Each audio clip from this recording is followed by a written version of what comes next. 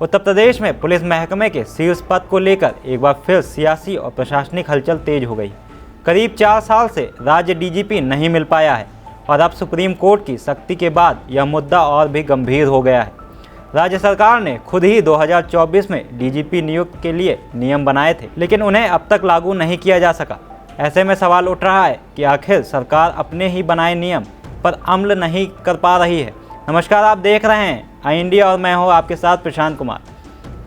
मौजूदा समय में 1991 बैच के आईपीएस अधिकारी राजीव कृष्ण कार्यवाहक डीजीपी के तौर पर जिम्मेदारी संभाल रहे हैं। जून 2025 में उन्हें इस पद पर नियुक्त किया गया था। खास बात यह है कि उनकी नियुक्ति के दौरान उनसे वरिष्ठ करीब 7 अधिकारियों को दरकिनार किया गया था, जिससे उस समय भी चर्चा तेज हुई थी। सितंबर 2024 में राज्य सरकार ने पुलिस महानिदेशक उत्तर प्रदेश चयन एवं नियुक्ति नियमावली 2024 को मंजूरी दी थी।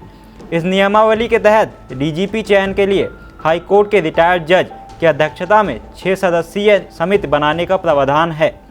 इस समिति में मुख्य सचिव यूपीएससी का प्रतिनिधि, यूपीपीएससी की प्रतिनिधि, अपर मुख्य सचिव गृह और एक पूर्व डीजीपी शामिल किए जाने की बात कही गई है। नियमों के अनुसार चयनित डीजीपी को कम से कम 2 साल का कार्यकाल मिलना चाहिए और उसके रिटायरमेंट से कम 6 महीने का समय शेष होना जरूरी है। हालांकि वरिष्ठ पत्रकार राजेंद्र कुमार के मुताबिक इन नियमों में कई कानूनी पेंच हैं, जिनके चलते अदालत में चुनौती दी जा सकती है। यही कारण है कि सरकार ने फिलहाल इस नियमावली को लागू करने से परहेज किया है।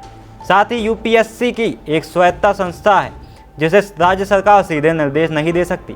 चूँकि डीजीपी का पद अखिल भारतीय सेवा से जुड़ा होता है, इसलिए इसमें केंद्र सरकार की भूमिका भी महत्वपूर्ण हो जाती है। वरिष्ठता क्रम की बात करें तो आईपीएस अधिकारी रेणुका मिश्रा सबसे ऊपर हैं। उनके अलावा आलोक शर्मा, पीयूष आनंद भी राजीव कृष्ण से सीनियर हैं। आलोक शर्मा जून 2026 में रिटायर होने वाले हैं। वहीं रेणुका मिश्रा को फरवरी 2024 में भर्ती बोर्ड से हटाए जाने के बाद अभी तक कोई पोस्टिंग नहीं दी गई है और उन्होंने वीआरएस के लिए आवेदन कर रखा है। यूपीएससी की प्रक्रिया के अनुसार वह 3 सबसे वरिष्ठ अधिकारियों का पैनल राज्य सरकार को भेजती है, जिनमें एक डीजीपी बनाया जाता है। मौजूद स्थिति में राजीव कृष्ण वरिष्ठता में 4थे स्थान पर हैं, लेकिन जून में आलोक शर्मा के रिटायर होने के बाद वह 3रे स्थान पर आ जाएंगे।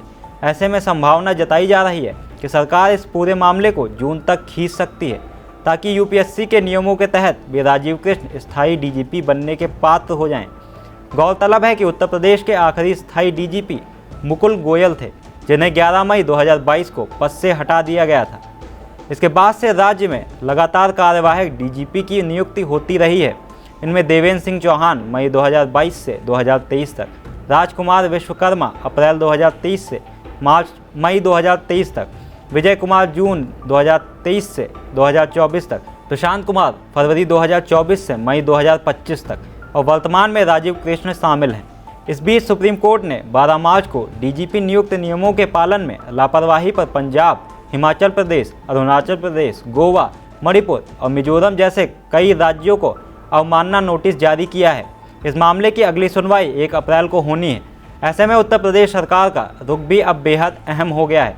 कुल मिलाकर यूपी में स्थायी डीजीपी की नियुक्ति का मामला अब केवल प्रशासनिक नहीं, बल्कि कानूनी और राजनीतिक रूप में भी संवेदनशील माना जा रहा है।